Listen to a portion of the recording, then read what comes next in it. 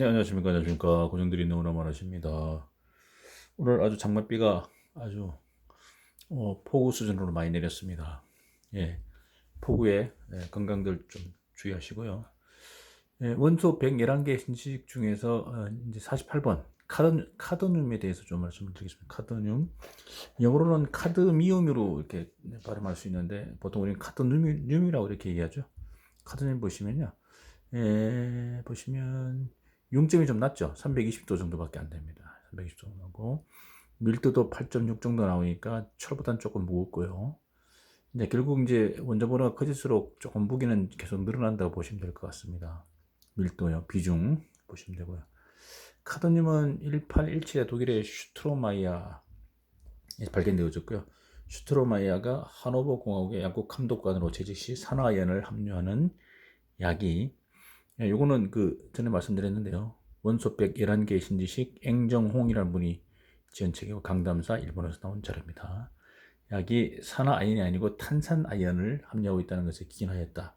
이 탄산아연을 조사하는 중에 동안 새로운 원소로 판단하고 카드뮴을 분류하는 것을 성공했다. 이렇게 됐습니다. 카드뮴이라는 이름은 페니키아의 전설상의 왕자 카돔스 그리스 지명이기도 함에 의해 유래되었다는 얘기가 전해지고 있고요. 카드뮴 0가로부터 2가까지의 산화수를 가집니다. 동족인 아연, 카드뮴, 수원은 어느 쪽이나 4D의 전자궤도에 10개 전자로 충만되어 있다. 그러니까 4D 궤도에 전자로 충만되어 있다는 얘기인데요. 전체 궤도를 보시면 이제 이 40 원자 번호가 지금 카드뮴이 48번이 났습니까? 48번이면 결국 원자 핵 속에 앞에서 보시면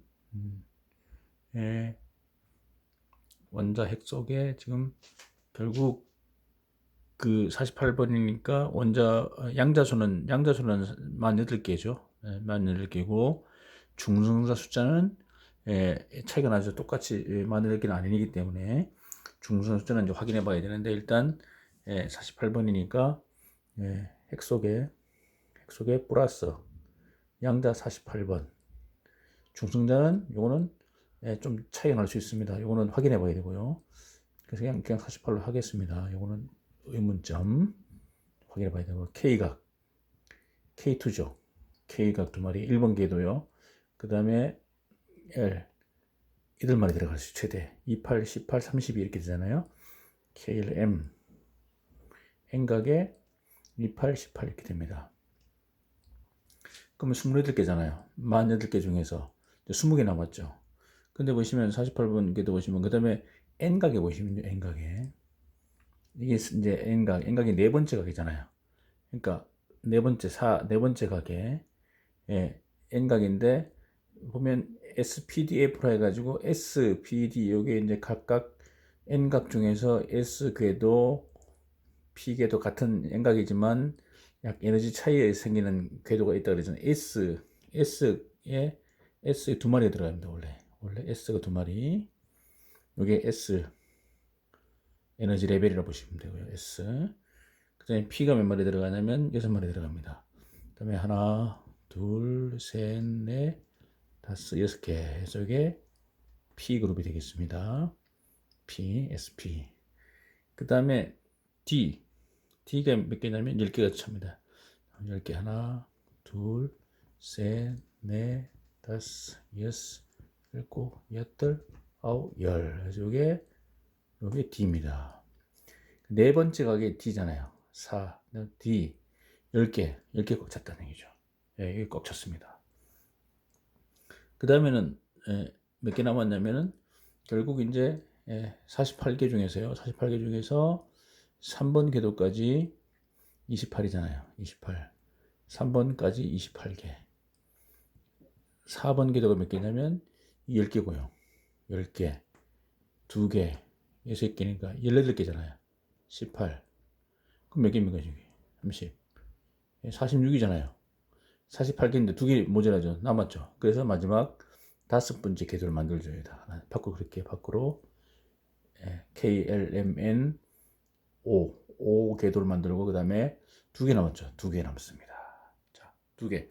2개면 한 개, 2개는 금속이잖아요. 그래서 카드뮴은 금속에 속한다. 3개, 4개는 반금속, 반도체, 금속 도체, 한 개, 두 개는 최각전자죠. 최각전자가 한 개에서 두 개는 금속이고요. 금속이고 도체죠. 도체. 세 개, 네 개는요. 반금속이라고 부르고 전기적인 특성은 반도체죠. 반도체. 그 다음에 5개 이상 되면요. 5개 이상 되면 이때부터는 비금속이라고 부르고 우리는 비금속. 그 다음에 부도체라고 전기가 안 통하죠. 전자가 안 흘러가죠. 부도체 이렇게 얘기하지 않습니까? 한 개, 두 개니까 이건 카드뮴 금속이다. 이렇게 되고 이게 4D 기도에 꽉 찼다. 10개면 꽉 찹니다. 이게. 그래서 그런 내용이 밑에 나와 있습니다. 그런 내용입니다. 그래서 4D 전자기도 10개의 전자 충만되어 있고 그 외에 5S, 5, 다섯 번째 5잖아요. 5분의 두 개는 S 궤도라는 얘기죠. S 궤도에 두 개인데 이게 S 궤도라 얘기죠. S 궤도다 이런 얘기입니다.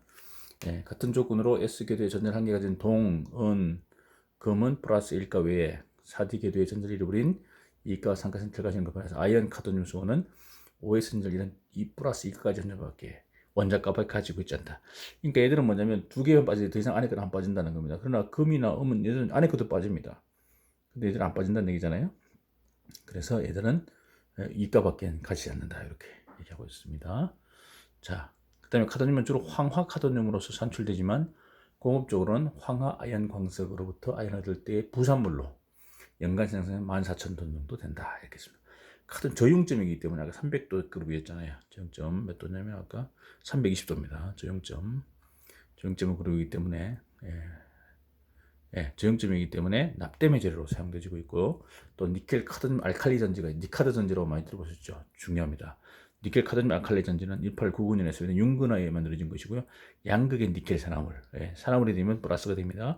음극의 카드뮴을 사용해서 전해액으로는 수산화칼륨과 소량의 수산화리튬을 함유한 수액을 사용한다. 니켈 카드뮴 알칼리 전지는 수명이 대단히 길고 많은 횟수의 충분히 견디는 것이 가능하고 약 1.3V 정도 됩니다. 즉 전지 평가에는요 그 기전력을 정확히 측정하는 게 중요하다. 그러기 위해서는 기전력의 재현성이 좋고 또 기전력의 온도에 의한 변화가 적은 표준 전지가 필요하다. 황산 카드뮴, 아말감, 순, 황산순으로부터 되는 전지는 그 개발자 이름을 쳐 웨스톤 전지라고 불려져 표준 전지로서 오래 사용되어 왔다. 이렇게 됐습니다. 카드뮴은 베어링 재료나 녹방 재료한 도금용으로 사용되고 있고요.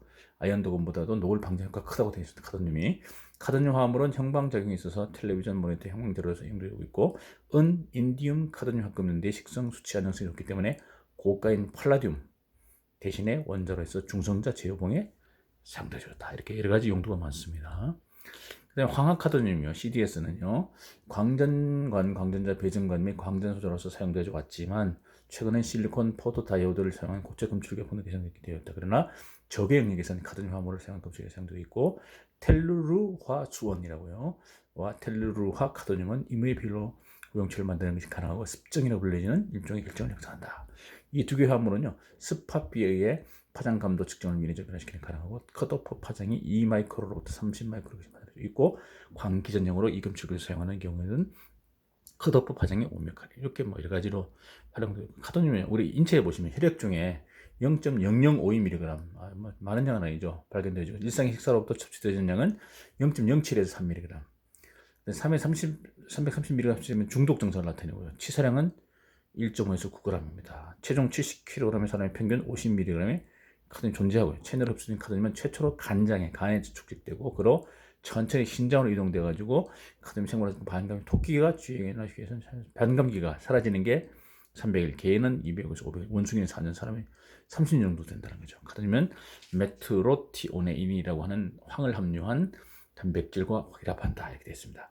카드뮴 결합한 메트로티오네인은 미국의 바리에서 1957년에 말의 신장으로부터 처음 발견된 금속 결합성 단백질로 이렇게 얘기하고 있습니다. 자, 메트로티오네인 유전자는요, 중금속이나 스테로이드 일종으로 단백질 합성을 촉진하는 그루콜티코이드 말이 어렵습니다. 세포의 정식 분화 또는 단백질 합성의 지령 등 정보전자를 담당하는 펩티드 하나인 인터로이킨 등의 메신저 RNA 합성이 유도된다고 번역되어지고요. 결국 카드뮴과 같은 유해종 금속이 체내에 들어가게 되면 메타로티오네인이 합성이 축전되어져 독성을 억제하는 작용이 일어난다. 그런 것을 알게 됐다. 이렇게 좀 어려운 얘기들이 많이 나와 있습니다. 그러나 메트로티오네인의 생물학적 반감기는 며칠 뿐이고요. 분해되어진 메트로티오네인은 다시 금속이온을 유리시킨다는 거죠. 통상 체내에서는 체롭게 합성되어진 메트로티오네인에 의해 유리된 금속이온은 포착되어지기 때문에 외관상 자기결을 쳐서 메트로티오네인과 결합하고 있다. 얼핏 보기에 해독되어진 것 같은 생각되지만 간기능 장애 등에 의해 메트로티오네인으로부터 카드뮴이 유리되어지면 여러 가지 독성을 즉시 나타낸다. 뭐 이런 좀 독성도 있다는 거 이렇게 되고. 자, 카드뮴에 의한 중독 사건은요. 일본의 후지야메는 유역에서요. 이따이 병이라고 들어보시죠. 이따이 아프다는 뜻이잖아요. 아프다 병인데 큰 문제를 일으키게 되는데 카드뮴이 신장에 축적되어지면 티올기를 포함한 단백질이나 산소와 가 결합되어서 그것을 변성시키기 때문에 신장 장애를 일으킨다는 거죠. 그 결과로 세포나 조직의 장애를 만들고 칼슘 대사에 이상을 초래, 칼슘이 피로부터 빠져나와서 뼈가 형성 변형된다든지 부러진다든지 하여 전신에 통증이 오게 되고 결국엔 죽음이 이르게 된다는 거죠. 이게 이따이 병입니다. 양치류 식물의 헤비논의 고자는 동아연 카드뮴 내성의 식물인데 광산 등의 중금속이 풍부한 장소에서 생명하기 때문에 금속 식물이라고 불려지고요. 광맥을 찾는 표시로 사용되죠. 왔다는 거죠. 식물의 중금속 내성 기구로 유용하게 가고 있는 피트 게라틴은 동물의 메트오티오네인과 동일한 작용에 중금속을 무독화한다고 생각되어지고 있다. 뭐 이런 얘기도 나와 있습니다. 이렇게 해서 카드뮴에 대해서 간단하게 좀 말씀을 드렸습니다. 네, 감사합니다.